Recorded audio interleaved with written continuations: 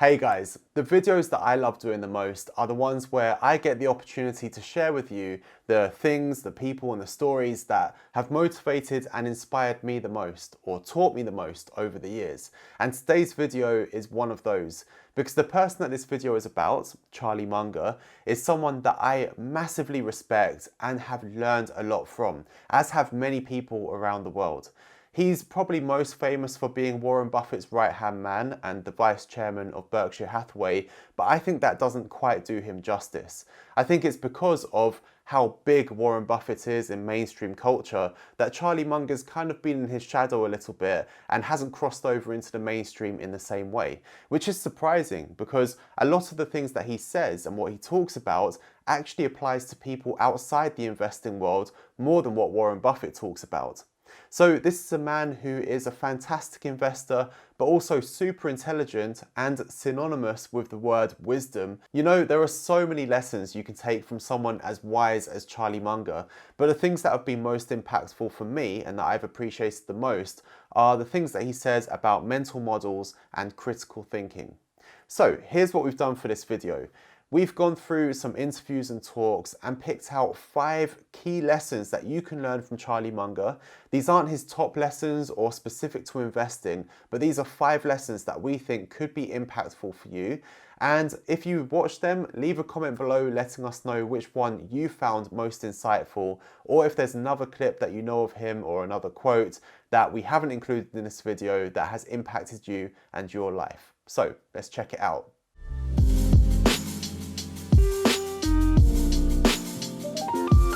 I have a question about, if you were researching a new company that you've never heard of, how would you approach the research process? How much time would you spend if you performed an intrinsic value estimate and the company was expensive? Would you still continue following the company closely and researching it, or do you kind of try to get to a valuation pretty quickly, and if it's not cheap, kind of move on? How do you balance the time you spend on companies?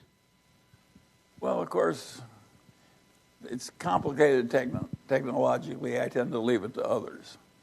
Now, I may make an occasional variation in that, but basically I just don't do it.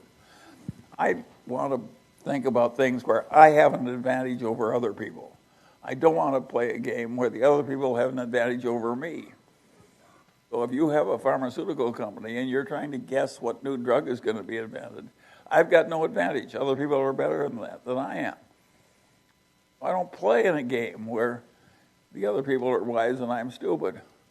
I look for a place where I'm wise and they're stupid. And believe me, it works better. It's God bless our stupid competitors. They make us rich. That's my philosophy, and I think you have to know the edge of your own competency. You have to kind of know this is too tough for me. I'll never figure this out. I'm very good at knowing when I can't handle something. The time we bought it, it was succeeding mightily on multiple fronts, and it was cheap in relation to what was plainly going to happen. That was a valuable insight.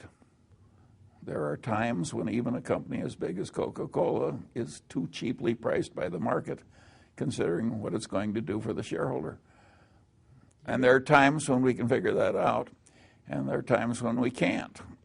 And the times when we can figure it out, we tend to go in heavily.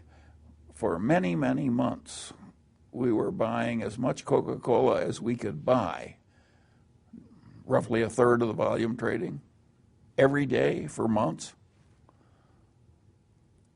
So we were very aggressive in buying into Coca-Cola. We have the mindset of the person that's buying the whole business at the price you would realize by multiplying the price we're paying by share by the number of outstanding shares. And we want the price for the whole business so calculated to look very attractive. So we like buying individual shares at a price that's lower than we think a rational person would pay if he could buy the whole business.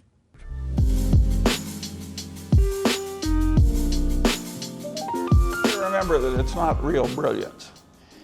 In other words, you talk about prodigy, what it takes to extend the boundaries of physics. Neither of us has it. We have learned how to outperform people who are a lot smarter. Yeah, we can't play top-notch chess. No, we can't. No. But we know how to do what we do. But the other great secret is that we're good at lifelong learning. Warren is so much better in some ways in his 70s and 80s than he was younger that it's almost awesome. If you keep learning all the time, you have a huge advantage. And we both just like it. And we have a wonderful group of friends, really wonderful. From whom we can learn a lot.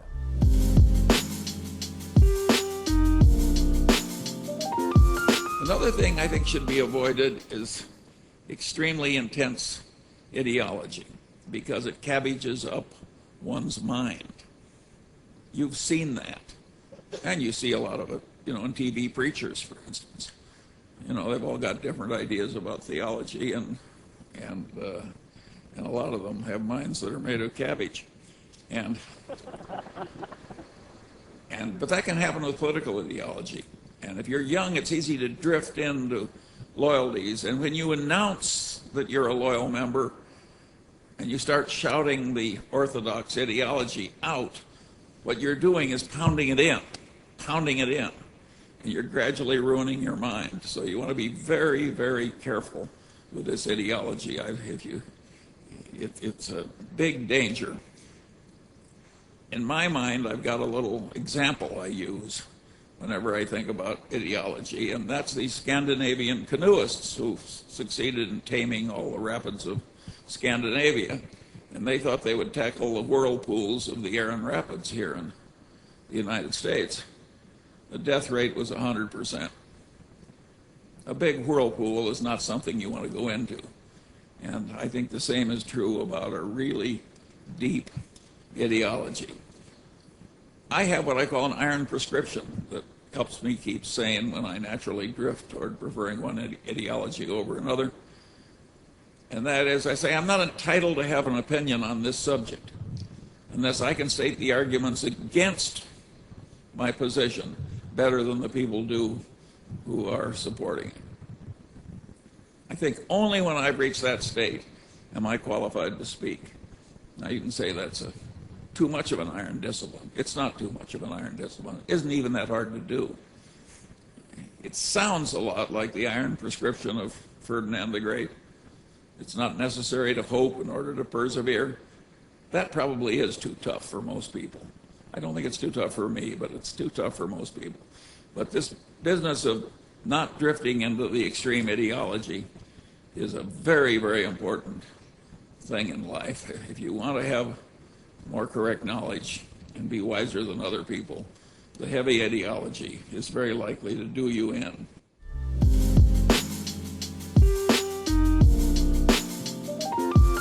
The safest way to try and get what you want is to try and deserve what you want.